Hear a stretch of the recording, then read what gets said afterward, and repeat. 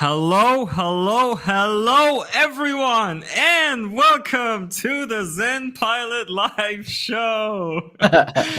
So good to have you with us here today.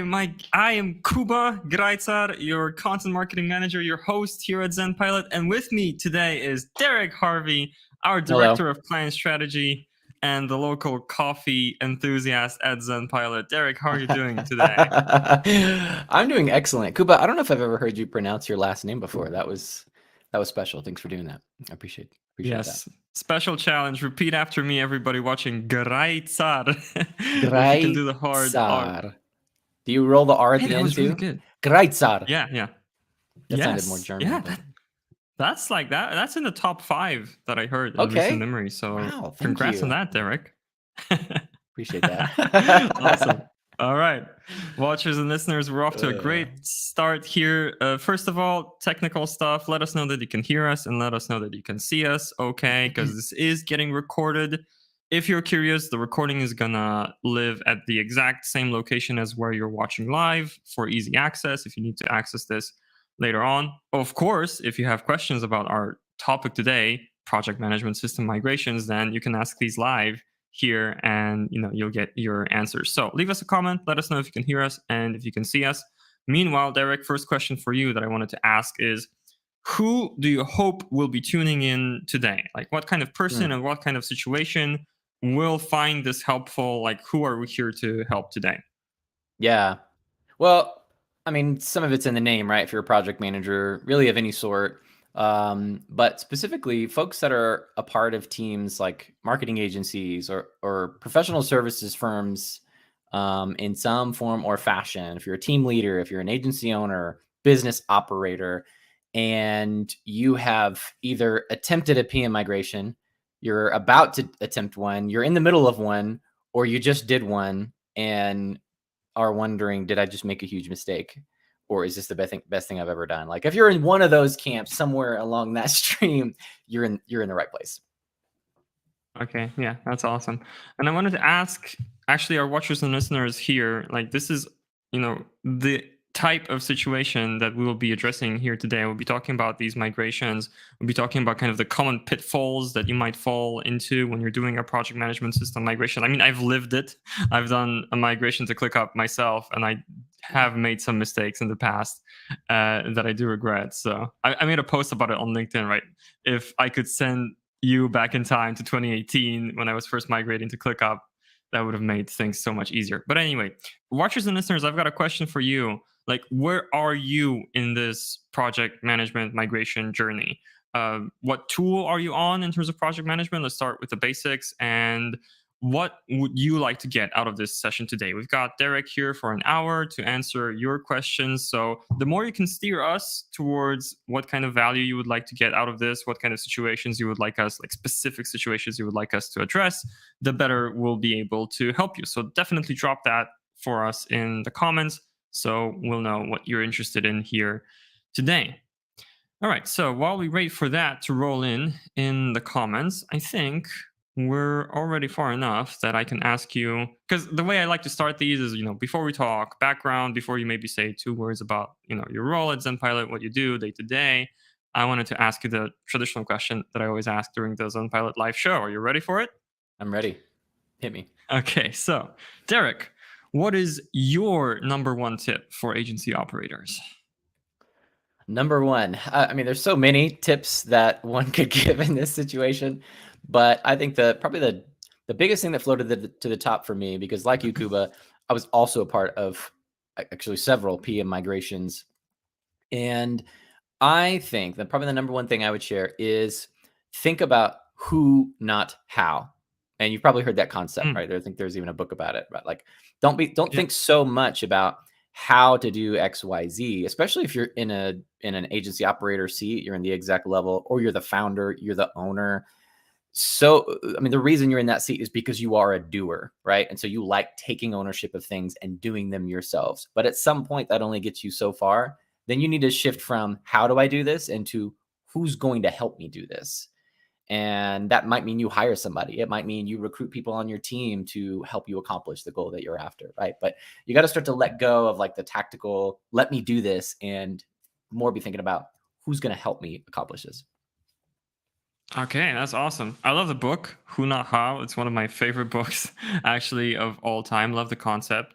Yeah. Let me dig a little bit deeper into this then. If you're talking who, not how, then could you shed a little light on who are the most important who's in the process? Like, if you're leading this process as maybe the owner or maybe, project management lead, then who do you need to recruit? Let's talk internally first. Yeah. The most important allies you need to have here. Mm-hmm. Yeah, that's a great question.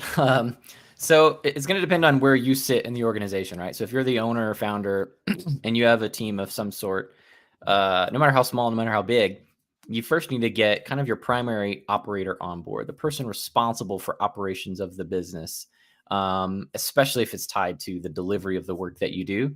That person needs to be bought in because the bulk of the responsibility is going to fall to them. And so what's not good is to say, hey, we're going to make this change and you're responsible for it. You got to get buy-in first, right? Make sure they're on board with the decision, with the change, what it is you want them to do, right? And so number one, that would be the person to get on board. And then again, thinking about this who, not how, then I would delegate that responsibility to that person to get buy-in from the other key people on the team. And so I would say at least one person from every team is important, because every team that can own and kind of lead out front with the flag of this is what we're going to do, this is why we're doing it, this is why it's important. Having a designated person on each team to represent each team, hear the pains of those teams, communicate to those teams, that's crucial. You got to get buy-in organization wide, and key leaders in each team is important. Okay. And if I could stay on this for just a moment longer, by the way, watchers and listeners, we're still waiting for comments that would indicate like your specific questions, the things you specifically would like to get out of the session. Drop them in. We'll be answering them kind of along the way. There will not be a Q&A at the end. We're taking questions along the way. So that's an important thing to mention. Now, coming back to who, not how, could you give us a little tip on how to actually kind of have this conversation? Again, we're in the seat of like the person leading the change. You want to get people on board. Is there something crucial to do or say, or a question to ask? What would make this a successful conversation and increase the chances that you'll get people on board faster and for good? Yeah. I would say first and foremost, have a coaching mindset. So approach it as a almost like a coach. Like, even if you're the business owner, you're the founder, and you are the one writing the checks and calling the shots, if you're going to get the most amount of buy-in, and this isn't some manipulative thing. This is, at least I don't think so. I really think it just comes back to getting buy-in and connecting the dots for people, is to help people come to a place where they feel like it's their idea. Because at the end of the day, it should be part of their idea. So, if I, for example, we were to role play here and I'm the agency owner and I really think, we need to do a PM migration for some reason, then I'm going to pull someone into my office, pull the agency operator, pull the business operator into the office, my head of project management, whatever. And I'm going to start with some questions. Hey, Kuba, I've seen you be really diligent with the work you're doing over the last 3-4 months. I'm really curious. What do you feel like are the biggest pain points right now on the project management team? And just start with a question, not here's what I think we should do, but lead with questions and continue to ask questions and continue to ask questions. What do you think we should do? Okay. All right. Well, if anything around the tool comes up, that's an opportunity to dig in more. Tell me more about that. That's probably, if there's one question you should take away from this entire conversation, if you can learn to say the words, tell me more about that, you will discover a lot about all kinds of situations and people's in your life. So that's for free right there. Tell me more about that. Okay, I love that. Tell me more about that. Oh yeah, we're really struggling. Like, we just can't get any insight into project status, right? Okay, interesting. Tell me more about that. That's all you have to say. Let them tell you more. And then they'll say some more. And then as they go more, and you're giving them the opportunity to share their wisdom and expertise, share their pain points and frustrations. And then again, we want to float a question. Okay, Kuba, well, I really appreciate your candor and feedback there. That's only going to help us get better and grow as an organization, is to know where our major pain points are, right? So what do you think are some of the solutions to these issues you're bringing up? And allow them to explore solutions. Allow them to be the ones to bring the solutions to the table. Again, part of this is also helping create ownership. So as they're talking through their pains, they're talking through their solutions, you're just leading them. And this is what a coach does. You're leading them to a place of discovery, helping them uncover what they already know, but maybe they haven't thought about it, or giving themselves the opportunity to think that far ahead. And it's just leading with questions, really. Tell me more about that. What do you think the solutions are? And then if you do have a final pitch, if you will, like, okay, well, I've been contemplating some sort of, project management tool migration. Do you think that would be a helpful solution? Is that something you could get on board with? And we could keep role playing if you want, but that would be kind of how I would I would go down that route. Okay. Yeah, I was bad at the role play because I didn't even actually say anything. But I get your concept for sure. And I actually wanted to ask you to fill in that vision a little bit more, because I feel like if we're going to talk about these project management migrations, then it would be useful to talk about kind of the origin story behind them, right? So we're about Yeah. to talk about, how these migrations can go wrong, the pitfalls along the way. Can you first fill in, like, within that conversation, what is the project management lead likely to say? What are the kind of symptoms that are happening that they would want to, ultimately, perhaps the decision will be made to address them through a project management migration? But how does it look on the surface? Yeah. It's usually a handful of the same things. And this is what I hear, almost every day. It's the same handful of issues. It's we lack visibility, right? Broadly speaking, but to get even more specific, we lack visibility around statuses of projects. We don't know if we're going to hit things on time. We have due dates, but they're more suggestions. So we don't know if we're actually going to hit things on time. So client delays are an issue, or work delays are an issue. We don't have visibility into the team's workload. We don't actually know if we can take on new work and if it's going to drown the team or not. Or we're solely relying on feedback from the team to tell us if they're overwhelmed, which may or may not be true. We don't want to diminish what people communicate, but it could also be true that someone feels overwhelmed, but really they could just be bad at time management, right? That could be one thing. Or they could actually be overwhelmed, but you would have zero idea, right? I hear that all the time. So lack of visibility around team workload capacity. Those are the two biggest. I lack visibility around, profitability and utilization. Utilization kind of ties back to the workload management side, but even of the work they're doing, is it towards the most profitable activities for the business? Are they spending their time on the areas I need them to spend time on? So that's another layer, even beneath the workload management side. And then profitability. Are we actually profitable on the things we're executing on? Of the promises made on the sales side, we're keeping those promises, but are we keeping them in such a way that it's beneficial to the client and profitable to our business? Those are some major ones around visibility. Now, we could get more tactical around things like, individual team member pain points. People say, like, I don't know what to work on each day. I don't know what the priority is.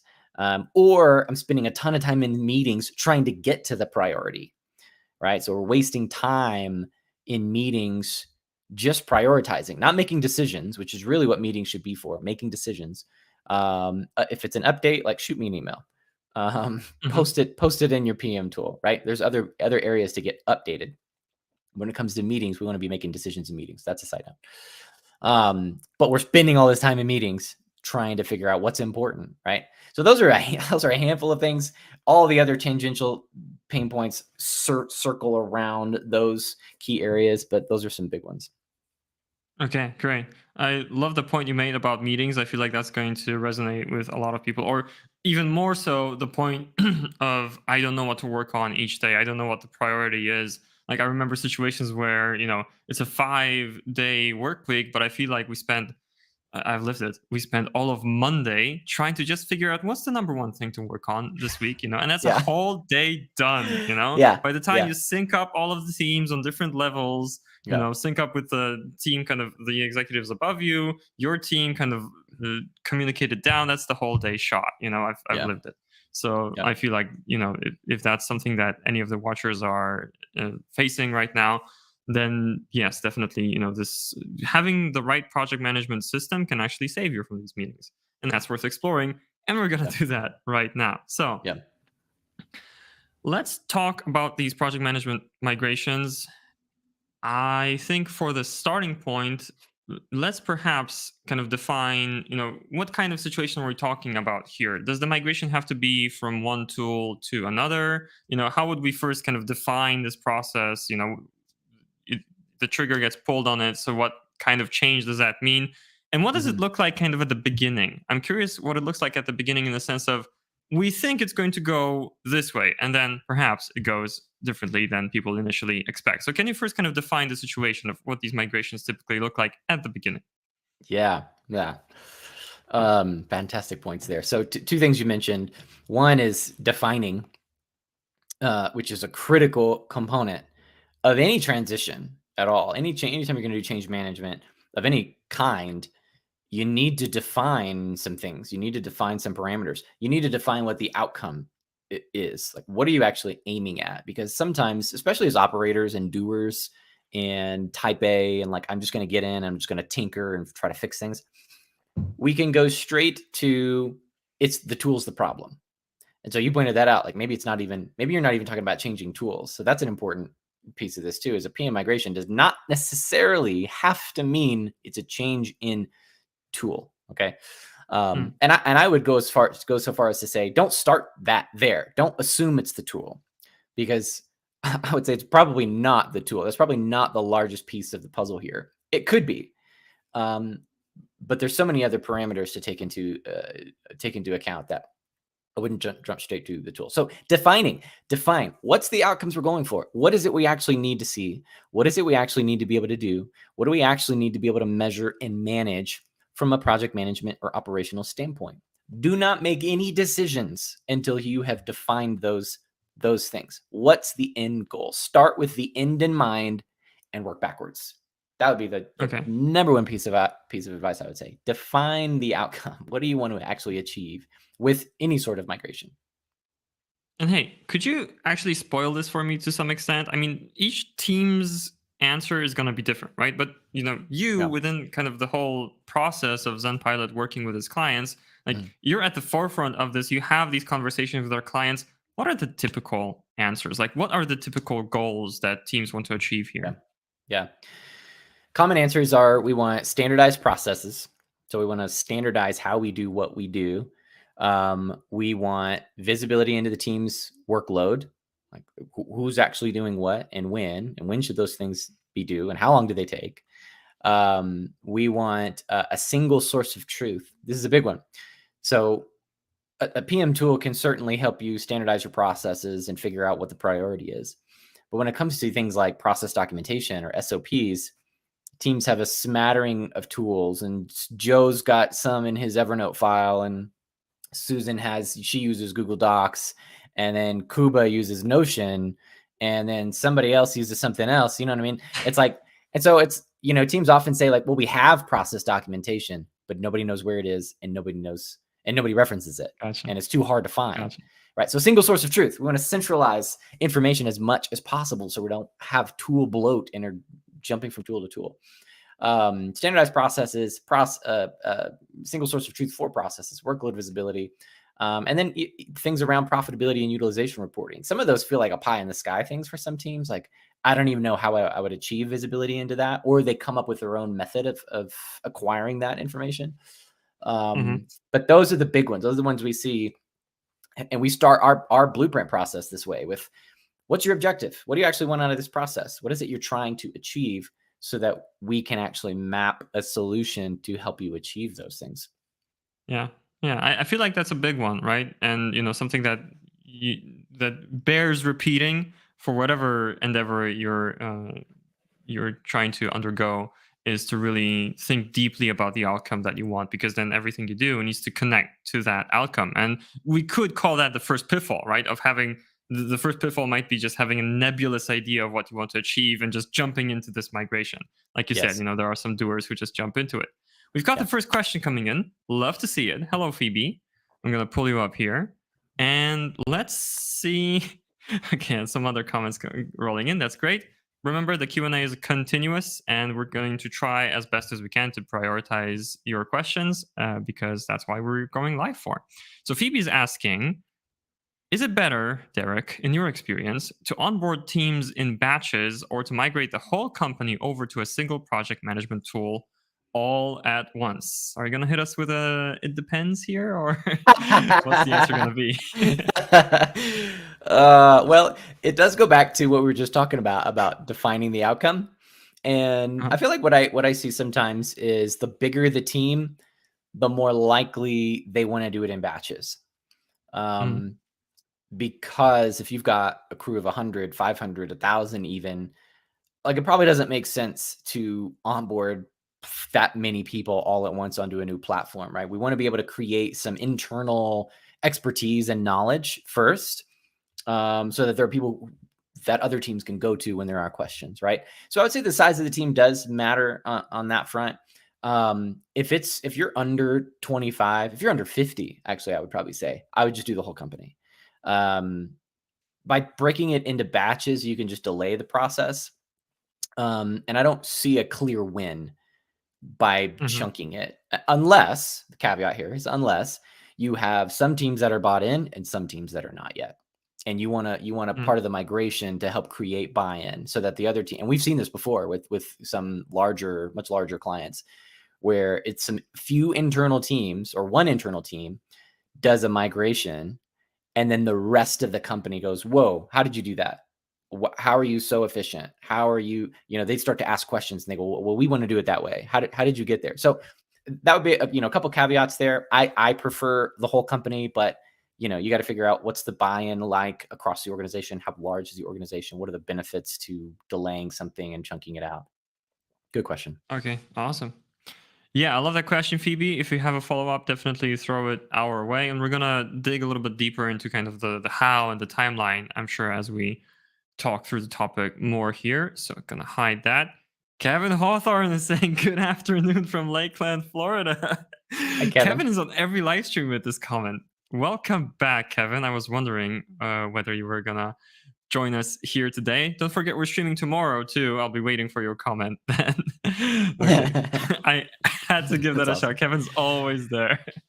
All I right. have some friends from So Lakeland, but oh, that's awesome. Yeah, I've yeah. never been to the US, but hey, maybe one day I'll see Kevin's comment and I'll be able to say that I actually have visited.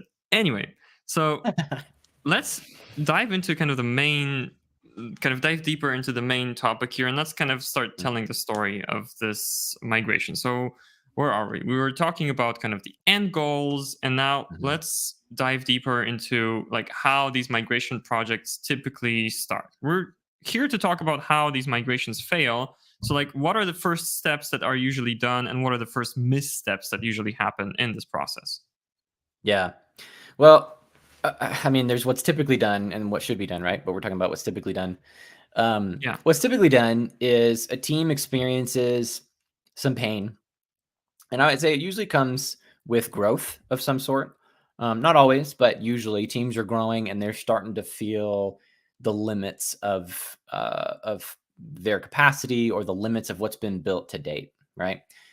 So what's very common is they go, "Well, it's the tool. We got to change the tool." Right? And this can be to tie it even to like personal behavior. Not that I'm a therapist by any means, but thinking about the levels of change, the first thing, and I'm the worst at this, is when I start to feel stressed or anxious. The first thing I want to change. Can you do you have any idea what it is that I go to change first? If I feel stressed or anxious, like what do I go to control? What do Change you think? the environment, the Change the situation. environment. Boom. You nailed it. Yes. You change the environment. Extremely common, right? We go towards Uh-huh. I'm stressed, I'm anxious, I need to exert some level of control. What's the most obvious thing I can control? What is directly around me? Okay, so maybe I get to cleaning, maybe I start putting things away, right? So in professional services teams that are using PM tools, like that's one of those like, well, this is my environment and I can change this right now. And it'll help me feel accomplished, but it actually doesn't do anything. It creates more friction and frustration in the long term, especially if you don't define the end goal. What are the outcomes you want? Especially if you don't standardize your workflows and processes, right? So normally we're growing, we're experiencing those pains. Let's change something and hope it works, right? So it's a Mhm. little bit shot in the dark, right? That shotgun uh, approach. Let's just try to change some things and hope it works. But they never address the core issues, right? So that's how they typically start. And one of the key problems here is assuming that the system itself, the tool itself, will solve the problems, right? It's kind of like, Okay. this is a super simple analogy, but it's kind of like you've got a nail you got to drive into your wall. I'm literally looking at a nail in my wall right now. That's a picture should be there. It's not. It's like Okay. you got a nail in your wall and you need to drive it in with a hammer. So you go buy a hammer, assuming that fixes the problem. No, you just have a hammer now. Now you actually have to use the hammer and you have to use it correctly. And you have to, there's parameters to be done. Analogy breaks down at some point. But Okay. assuming the tool But itself solves the problem. if you never learned how to properly use a hammer, then it doesn't matter what kind of hammer you've got, trying to Yes, kind of follow that thread, right? exactly. Yeah, you could Okay. buy a Okay. $50 hammer or a $2 hammer. It doesn't matter if you don't know how to use a hammer. Exactly. Yeah. Yeah, I like that. Nicole, I see your question. Let me get to that in just a moment here, because I wanted to kind of tack onto what you said just a moment here, Derek. So, like, if this is the first misstep, let's maybe do one to one. Like, the first misstep is like thinking the tool is the problem. Let's talk about the flip side of this then. Okay, if this is the first mistake, what is the actual first step? What should you do instead? Yes, great question. Yeah, and this comes up a lot, but it's to define the outcome. Like define your ultimate objective. And really actually, what, before that, I would say maybe it's not sequential actually. You need to know what the real pain points are and dig into that and spend time digging into that. Like what actually hurts right Mm-hmm. now and why. Mm-hmm. I think that in parallel with what's the ultimate objective, what's the end goal we're aiming for, like both of those pieces are important. We've got to define what we're aiming at, and we have to define what's keeping us from getting there. Right. So both of those are two crucial pieces, and that has to be done at the beginning. If you fumble your way through that, you're going to waste time, you're going to waste energy, you're going to waste money. So you got to define what's the end goal, what's the objective, and what's keeping us from getting there. What are the pain points and frustrations and obstacles, tension in our team Okay. right now? So I feel like that's pretty clear. And if you were to move kind of forward on that timeline with those two Mhm. things locked down, what's the next thing that happens? Yeah. So once you begin to, once you understand, here's our pain points. Once you understand this is where we want to go, this is what we want to gain and get visibility into. The next step is not to go buy a new tool, right? Which is what most people want to do. All right, we figure out where we want to go. Let's go buy a new tool. Let's get the, fancy, shiny new thing, which I get it. Buying new stuff, you get some endorphins, you get some dopamine hit. It's wonderful, right? But before we go do that, we've got to figure out, okay, if there's where we're going and here's where we are, before you map any journey, you've got to actually map the journey. You've got to create the map. You got to know how long is it going to take us. You got to know how many miles away is it? Where am I stopping for gas? Where am I having lunch? Where am I going to let the dog out to go pee? We got to figure out the journey before we start. Uh-huh. And that comes, yes, you're defining your objectives. Yes, you define your pain points, but then we got to figure out what do we actually need? Because if you jump straight to tool features, you can miss some very important steps in the process because every tool wants you to buy their tool. So they're only going to highlight what they're really good at, right? Yeah. But you got to figure out what's most important to you. And that's going to come from your objective. Once you get your objective, then it's mapping, all right, how do we actually obtain what's missing in order for us to achieve that objective? So tactically speaking, this typically looks like, we've already hit on this already, so apologies if this feels repetitive. We've got to get clearly defined processes. We've got to standardize what we do because onboarding new employees takes too long. We've got too much information locked into individual team members' heads so that if they leave or they get poached, we're screwed because they have all our knowledge and they didn't document any of it, right? So we got to document what we do, how we do it. We've got to figure out what's the information we need to extrapolate at the end of a client project for each client. Things like that. Those more tactical pieces come into play. But again, I wouldn't limit yourself to a tool. And just think if you're just brainstorming and dreaming, like what could this look like? We got to create a map. We got to design a system. Yeah. That would be the next leg of the journey. Yeah, if you never think about what you're ultimately trying to achieve, then you won't know what you're even looking for in a tool. Although the things that you're Yeah. hinting at here, visibility, the ability to display certain data or information about your tasks, I think a lot of agencies ultimately find that, for example, a tool like ClickUp has the flexibility to be able to create those views or to filter the data with like Right. great granularity.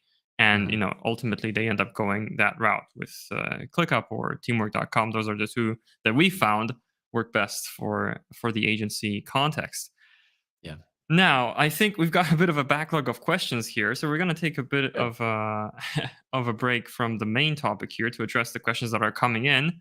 They are related, and I want to know your answers to these, and I want more questions to come in because you've got the office hour with Derek here. Now, only half an hour left, so let's focus on those.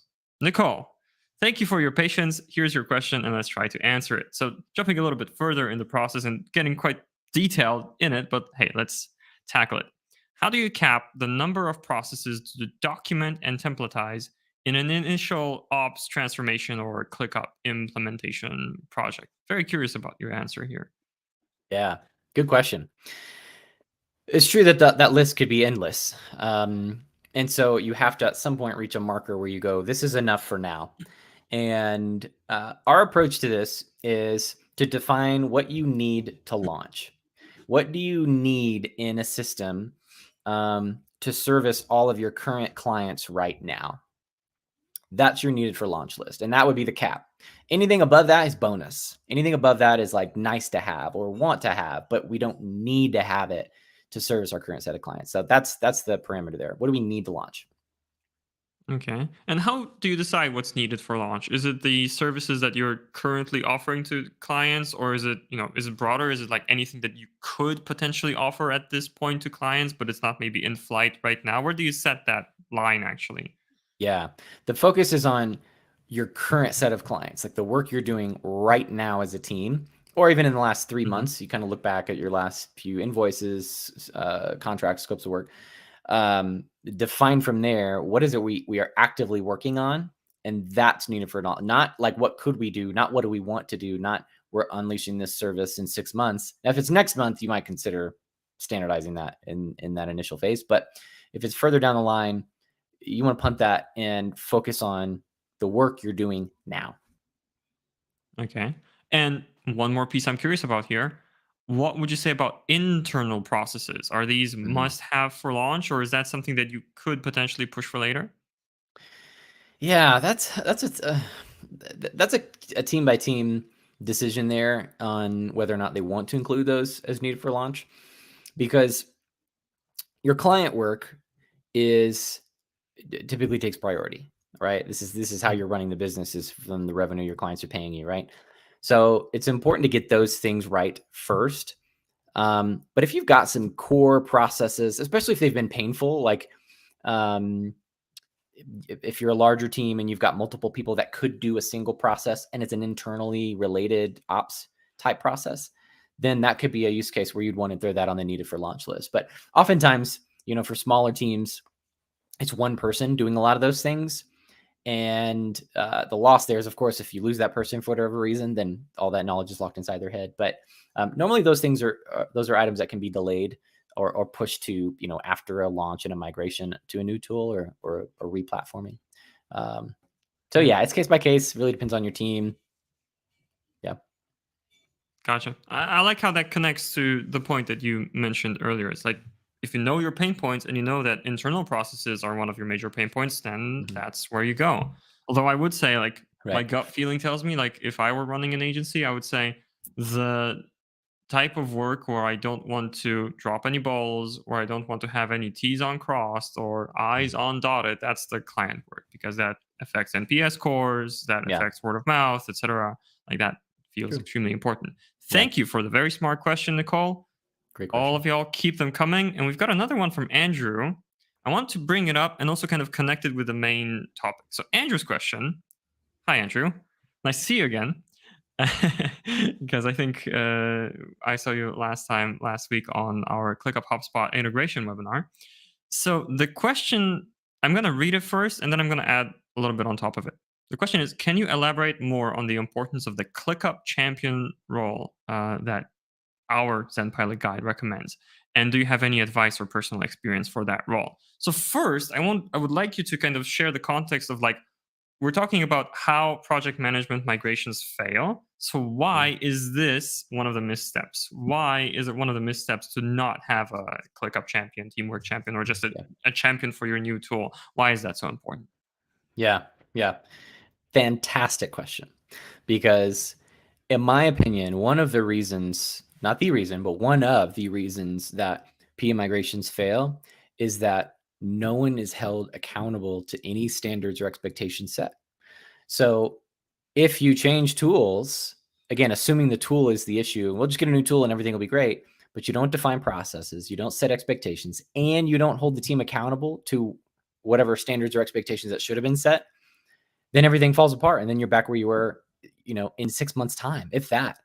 So the importance of someone, and you can call them what you want, ClickUp champion, agency operator, like business ops manager, whoever's going to be the person to help hold the team accountable to the standards and expectations necessary, not desired, absolutely necessary to keep a system running smoothly and efficiently, right? You absolutely need, you need that person. You got to have accountability. So my personal experience, Andrew, I'm the only person on ZenPilot. I think this is true still. I'm the only person on ZenPilot's team who was a former client. So I've been in that seat, in that agency operator, director of project management seat as a former client who served as the ClickUp champion. And at that point, we had transitioned from Asana to Basecamp, and then Basecamp, we were moving to ClickUp. And part of the value that ZenPilot helped me unlock was not just a new tool that had more features. They helped us again define our processes, kind of get our operational house in order, help me decide here's how you should operate and function, not just make suggestions, but actually be quite opinionated and prescriptive about if you want these outcomes, then you must do this. And one of those things was you have to have someone internally who can spot problem areas and issues and raise those flags to the executive team. So when we did that, our experience, for one, we doubled in size from that point. We were about 25 people. I think we doubled in size and then got acquired by another much larger agency. So the benefits was massive because when my boss, the agency owner, came to me and said, hey, what's our team's capacity? I had an answer. Are we hitting our work? Are we hitting our deadlines? Are we not hitting our deadlines? I had an answer. What's our profitability look like? I had an answer. Like I didn't have any of those answers before, but now I did because we had a well-oiled machine and I was sitting in that seat holding the team accountable. Now it's uncomfortable. Okay. Especially for people that like, don't like accountability, don't like someone when it feels like you're leaning over their shoulder, breathing down their neck. And this is where you want to communicate why you have a role like this, because it's not to micromanage. This is super crucial. It is not to micromanage. That is the last thing we want to do is micromanage. And that's some feedback and things we've heard before is like, oh, this feels micromanaging. Well, if you want, and this is where we want to tie things back to the objective, what's your ultimate end goal? If you want visibility into profitability, into utilization, into all of these things we've already hit on, you have to hold the team accountable. You have to, especially as you grow. Like the more people you have on the team, you have more and more people who have different ways of doing things. And we've got to get everybody on the boat rowing the same direction and understanding the same directions and standards and expectations. So I'll pause there. I can keep going on that one, but a lot of importance. Yeah. Yeah, I hope that helps with the question, Andrew. I would throw in kind of the way I feel the ClickUp champion role. I mean, I had that role without knowing I had it. And then I stopped performing that role within my own migration a few years ago. I did not know about ZenPilot at the time. And I felt like that's when things started to fall apart, that there wasn't this one person that actually looked into the system every day, checked compliance, and then let people know about compliance. So on an emotional level, I'm going to say it like this. We've got a ClickUp champion on our team. Hi, Gene, if you're watching this, all right? And Gene reaches out to us. And the way this feels is like you get, a little message, a little nudge, hey, you've got this many overdue tasks in the system right now. And Gene is very positive about this. It's like, I believe in you. I believe you can clean this up. And, I'll tell you, the initial reaction is like, oh, I know. I know Yeah. I've got that, Yep. but at the end of the day, I'm always thankful for Gene. I'm always thankful for our ClickUp champion because I know that this is the exact pivotal moment when standards start to slip, when data starts to become unreliable, and when actually you start losing efficiency and Yep. your migration is getting on the path to failure, actually. So that Yeah. is so crucial that there's somebody who gives you this gentle nudge, makes sure people are compliant because I mean, it's like you remember about the pain points and about the goals at the beginning of the process. They feel so important. And then you're 6 months in, you need somebody who kind of rights the ship, course corrects every time. And the ClickUp champion is so crucial for Yeah. that. So, Andrew, happy to hear a follow up for that. And we can dig more into this in just a moment. But we've got more questions coming in. This is really turning into office hours with Derek, which I love. Keep them coming, especially since so far every question is from a different person. So we're helping a lot of people today. Olivia is here with a question that goes like this. As a current ClickUp user, we are struggling with creating management dashboards that will dial into an individual's tasks and priorities. Any suggestions? And first of all, let me ask if you need extra clarification here, Derek, we can ask for that. But, what would you say? Yeah. Well, without seeing your exact situation and Yeah. having a full-on conversation about it, I would say, in ClickUp, if you're in ClickUp, everything starts with the hierarchy and that structure, space folder list. How that is Yeah. set up is crucial. Everything flows downstream from that. So if you do not have a consistent structure where it's clear where all your client work lives, it's clear where all your internal operations work lives, things like that. There's not a clear structure. That's number one. You got to start there. Then you've got to define how you're going to organize and group the work and how you're going to assign the work. Okay. So we have a very specific and opinionated and prescriptive methodology for which we would tell you to organize your work. And the reason for that is because it unlocks what you're trying to do right now. It unlocks Mm. the management side of being able to get insight into things like what's a person's workload, what's their actual priorities, right? And so our approach is you've got to assign, without getting into too many details here, is you've got to assign individual tasks to individual people that have due dates and time estimates. Okay. If you have those three parameters there, like just start there. Single tasks assigned to single people, okay, individual people on the team that have clear due dates and time estimates. Gosh, this thing always gives me a thumbs up. System So setting. nice. I don't know how, I haven't turned off yet. If you have those three parameters on your tasks, that alone actually will unlock a lot of information for you. You'll get better visibility into workload. You'll get better visibility into how many tasks does a person have on their plate and help you prioritize. The priority is one that would be one I would want to dig more into to help and figure out, like, how do you define priority? How do you define what is a priority and when something's not a priority? So, without getting too granular, that would be where I would start. Make sure you got a clear structure, get assignees, due dates, and time estimates on all your tasks. Start there. Yeah. I mean, the way this manifests in the ZenPilot system is that, it all lives in the My Tasks view. And one thing that I learned kind of since joining ZenPilot and, diving into this system and now, creating content about it is that, you know, when you go granular enough, when you're specific enough, like the timeline is expresses the priorities. Ideally within the system, when you log into ClickUp, you have a list of typically subtasks, maybe with some parent tasks thrown in there. And kind of the ideal situation is, and the vision is, what you want to achieve is that an individual contributor has these subtasks. They're estimated for an amount of hours that's less than 8 hours or exactly 8 hours, although exactly is probably a little dicey. And then you check these all off as done at the end of the day, and that is your day. And it's, of course, it's important to, like, whatever is on the list for that day should be the most important thing for you to be working on today and just in general, right? But like once you get granular enough, when it's one person, one task, that can be done in one sitting, then kind of that becomes your list of priorities. Then you don't have to use, for example, the priority flags in ClickUp so much, because Right. if something is less important, then it's not a task for today, it's a task for next week. And the timeline then becomes kind of expresses what should be worked on first and what should be worked on second, literally, within the chronological order. I hope Mhm. that kind of extra piece helps here, Olivia. Actually, I would love to spend just a minute or two more on this. Like, does that track with the way you prioritize, Derek? Is there some additional piece here? Like, when there's competing priorities, there's a decision making kind of process that you follow or Mm. encourage clients to follow? Yeah.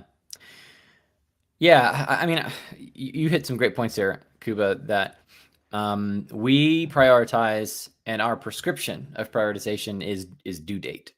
And due dates Hmm. are not suggestions. Due dates are promises. Due dates are commitments. And so we want to take due dates seriously. That if something's due on a day, that's the day you do it and you do the work, you do the task. And we're going to we're going to make sure that we create an environment in such a way that that's possible. Okay, so that should be said too. We structure our work in such a way that when a due date comes due, you can actually do it that day. So having those two parameters in place is crucial. But nearly every agency we work with, they say, well, what about ad hoc work? What about client fires? What about emergencies? What about, right, all those things? Well, if you know they're going to happen, then make sure you structure your daily capacity with that in mind. So rather than, if let's say someone does have an 8-hour capacity for a given day, don't schedule them for 8 hours worth of work for the day. If you need people to be flexible enough every single day to deal with last minute items, fires, client issues, whatever, then just block out that time. Or maybe not, block's the wrong word, but don't overschedule someone when you know you need people's availability to have 1 to 2 hours a day to Yeah. deal with those fires. Yeah, and the worst thing that's going to happen is if it turns out there isn't any fire, they can always finish their tasks for that given day and maybe pull in Work something ahead. extra from the Yeah. list for tomorrow. I mean, it's a win-win. It feels great as an individual contributor to do that. Yes. So you can give them that extra win. All right, and I hope that answers the question, Olivia. Keep them coming in. Right now, I don't see any additional ones coming in, but we're also kind of rapidly approaching the end of our time here. So definitely, if you have additional ones, sorry, drop them in. In the meantime, well, there's a lot of things that we wanted to cover here, and we're not going to be able to get through through my whole list of questions here. But if I were to pick one, I think this is one that is a little bit tricky for people. Is oftentimes what happens is like the initial migration goes well enough, and there's enough buy-in, there's enough, there's this big moment of migration, there's this moment of we're on the new system now, and then things fall off over time. So I wanted to ask you about, like, what would your advice be to avoid this pitfall of, the issues that you were dealing with before the migration start just popping up again, in terms of making the change stick and making sure that it continues to be a positive change and that your project management gets better and better instead of slowly deteriorating. Mhm. Other than a crucial piece is probably the ClickUp champion here. Other than that, what is like the key things to keep in mind here? Yeah. Other than the ClickUp champion, which would be Uh, probably the one I would harp on the most, because maintenance is the key. And this is system maintenance, this is individual maintenance. Like, everybody has to understand their role within the system of the team and the system of the tool, right? And so we've got to be able to clearly communicate the standards and expectations, and then we have to enforce it. Okay, so accountability in maintenance is absolutely crucial. The other piece I would say that would be a major contributor in my mind is getting kind of total buy-in from the team that we're going to continue to improve and iterate the way we do what we do. Okay. So yeah. again, putting the accountability piece aside, which is absolutely critical. If you can get the team to buy into, hey, we're not just trying to micromanage. We're not just trying to have processes for processes sake, because nobody actually wants that. Nobody wants clear process unless you're like super type A and like that's just your world, right? It's like, I just want to be organized. There are plenty of people who don't really care to be organized, but they do care about what the actual end goal and outcome is, right? If we can connect to that why, and we can dig into and get buy-in from the team that, hey, here's why we're doing this. Here's why we want to maintain a system like this, like ClickUp, like Teamwork, like fill in the blank. It's because we want to be the best at what we do. And to be the best at what we do, we need to be as efficient as possible, which is going to help us be as profitable as possible, which is going to help us continue to give pay raises, hire top talent, and get really, really good clients, right? We've got to connect everything back to the why, because we can't just show up and say, hey, we're changing tools, everybody. So you better start mapping processes and stuff. It's going to happen in 2 weeks, right? You're going to absolutely murder team morale doing that. Don't do that. If you're going to do any sort of migration, you've got to get buy-in. You've got to connect to the why. Here's what the ultimate outcome is. And yes, it's going to take buy-in. Yes, it's going to take maintenance, but this is why it's important. Yeah, that is so huge what you just said here. Like connecting this to higher level goals if we want to be the best at what we do, with people's ambitions. I feel like that, we haven't talked about that a lot on the ZenPilot live show before, and I feel like it's a crucial piece of the puzzle here. Alrighty, I had one more question teed up, but I feel like I can see that we've got another one from Nicole. Let me just give it a quick look. Okay, getting really, really kind of into the nitty gritty here, but okay. This is a live show and we want to help you first and foremost. Why not pull it up and why not have this probably be the last question for today because it's a pretty meaty one and then we'll start saying our goodbyes. So Nicole is asking, in reference to a single source of truth, which is extremely important, do you recommend SOPs written for each parent task or deliverable in a single document or for each subtask or action step to have its own documentation? The answer is neither, right? Or the answer is both. Because right. yeah, the answer is both. It's not an either or. It would be, so think about it like that. And part of this depends on where your documentation lives, right? So if you're in a tool like ClickUp, it can live all in ClickUp, absolutely. But if you use Google Docs or you use, again, Notion, or you use some other tool to house your process documentation, Guru cards, for example, then you want to be able to link, ideally you're linking to the same source, but that it targets the specific step you're going for. So I really hate the answer, but it's the answer is both. And it also is, it depends because, depending on, well, let me try to give you an example. So at my last agency, we did email marketing for e-commerce businesses. And for each step in the process, we had things like develop the strategy, write the copy, design the email, QA, right? So each of those subtasks, each of those action steps had their own documentation.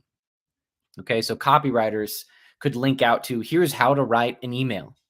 And this is critical, not just like here's how to write copy, but here's how to write an email within this framework, within this format of documentation. So that's very specific to a copywriter. I don't really care to see that as a project manager. I didn't need to see that. Unless I was the one doing the proofing and QAing, then it was. But those are that's kind of the parameter I would probably set, is like, what's the level of visibility you need from other people in the organization? And let that help determine its level of visibility in the parent task subtask hierarchy. Leave it at the subtask if it's like, this is only relevant for this person. Nobody else in this chain would ever need to reference this or see this. Then it could have its own documentation. Anything at the parent task level, you need to think about, does everybody in this chain, or does the bulk of people in this subtask chain, this action step ladder, do all these people need to see what's on this documentation? Even if it's just in part, then I would make sure that documentation lives at the parent task level. And that could be inside the task description in the parent task or linked out to a Google Doc, a Notion page, or whatever. Yeah, exactly. One thing that I also picked up on my ZenPilot learning journey is that you have to think about like two different kinds of situations. One where you've got somebody who might be doing something for the very first time. I mean, you're talking SOPs here, so that's kind of closer to that case, where the documentation needs to be quite detailed, but maybe, like Derek mentioned, that lives externally. For example, in Guru, and there it goes like step by step with Loom videos, etc. And if something changes there, then kind of Guru keeps prompting you to, validate the information, keep it up to date. On the other hand, though, you've got the people who, have done something dozens of times, but maybe it's been 2 months since they last sent an email campaign or something. And then the ClickUp checklist feature actually comes in handy for the person who's done it before, but needs to just do quick QA on, did I not miss any steps? Is there something, kind of those details that can escape you in the heat of the moment when you're working on something? The checklist is great. I mean, I use this all the time for live streams, even. Where don't forget to send Derek the link for the StreamYard event. Yes. That was something that I found on my lists this morning. I was like, yeah, I mean, I've done it before, but I always forget about this. I'm super grateful for my checklist, so I would throw that in as an additional piece. And oh dear, oh gosh, that leaves us with like 5 minutes on the clock for this session. Thank you so much, everyone, for the questions. This has been awesome in that respect. This session has been great in that respect. Now, I've got a final question for you, Derek. Is there anything else that you would like to add here in terms of project management migrations? The work that you do, what you see, the missteps that you see that I kind of failed to ask about, that you wanted to add in, that you wanted to leave our audience here with, so that their project management migration is more likely to succeed? Yeah. I would say, and we've hit on a lot, and we could keep talking about this for literally hours. Yes. But I would say, I feel like we hit the highlights. We hit the highlights of, number one, don't assume the tool is the problem, because I would say it might not be. And it's actually probable that it's not. We want to use tools to like their to their limits. Like we want to use them to the best of their ability. But at some point, yeah, some systems break down, right? Like I personally would never suggest, and I love this tool actually, but I would never suggest teams use Basecamp. It's too boxed in. Like it's got a very prescribed way of doing work. But as an agency, there's all kinds of things that we can't unlock out of a tool like Basecamp. And I speak from experience because we use Basecamp, right? Don't assume the tool is the problem. Number two, really understand your why. What are you actually trying to achieve? What do you think a PM migration will solve? And start there. Don't assume the PM tool change will solve it, but actually start with what are we actually trying to solve, and literally explore every other possible way. And as you're doing that, you want to do a cost benefit analysis here. Like what's this going to cost me to make a change like this? And is the benefit enough to make that change? And if you do decide, after you go all through this and you decide, you know what? Yeah, we need to do a platform change, or maybe you're on a platform, you like ClickUp, and you decide we're just using ClickUp all wrong. We need to, re-platform on the platform itself. We need to rearrange and rework everything, and we need help doing it.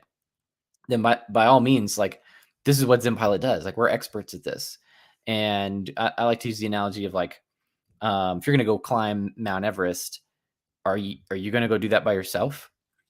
Probably not. If you're going to make the investment to go try to summit the tallest mountain in the world, you're probably going to hire some help. You're probably going to hire a guide. You're going to spend months training. You're going to get all the expertise you can so that you can make that summit successful. And you can actually stand on the mountaintop and go, oh my gosh, I'm so glad I did all that work beforehand so that I could be standing here with this, iconic moment, right? If you're going to do a PM migration of any sort, I would suggest you do the same. Whether that's ZenPilot, whether that's somebody else, like get some outside help, because I promise you, you don't know what you don't know.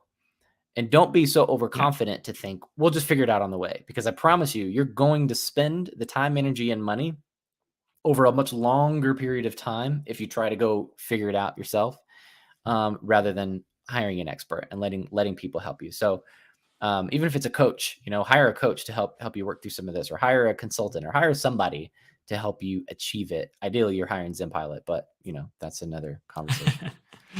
Yeah, exactly. This goes back to the subject of accountability, actually. You've got somebody accountable internally for the change, and that's needed. And, we recommend that very strongly.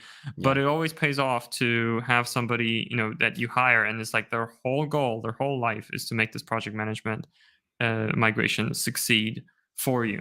So that I feel is, quite key here to keep that in mind. And hey, if you want to get in touch with us, just go to zenpilot.com/call. Just zenpilot.com is a great place to be if you haven't visited yet. We've got a lot of in-depth guides on how to do the project management migration, even yourself, within ClickUp or within Teamwork. There's like full 40+ page ebooks that we've got available for download for free if you want to check that out. All right. As you can see, Derek, I'm getting into kind of the CTAs here because that is part of my job. well, first of all, thank you all watchers and listeners for joining. So here's a few suggestions on what more you could do to increase your chances of your project management migration succeeding and to make your agency more efficient. Right. I wanted to add one last piece in. You mentioned cost benefit analysis.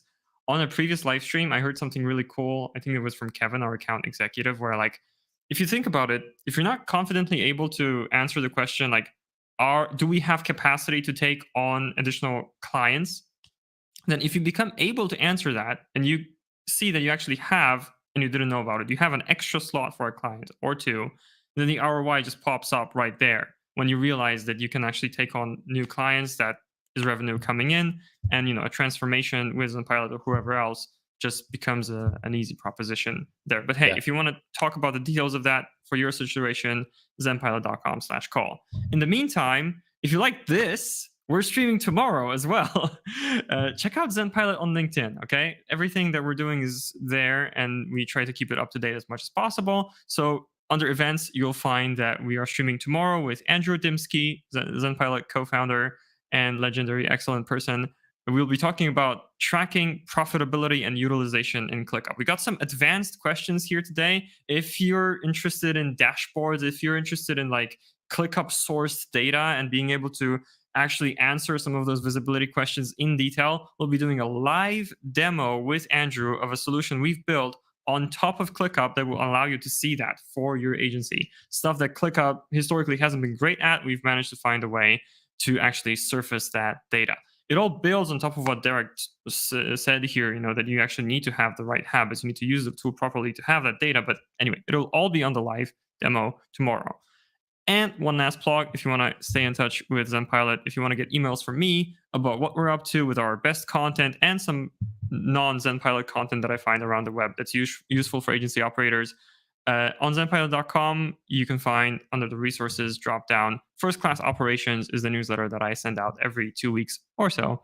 And you'll get updates from me about what we're up to and our best content right into your inbox.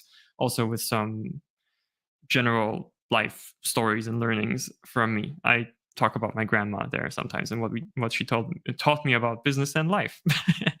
Anyway, so that's the recommendation for you. Thank you everyone so much again for joining us here today, watchers and listeners. And Derek, thank you so much for sharing your knowledge here today. This flew by so fast. This was awesome, and we should definitely do it again.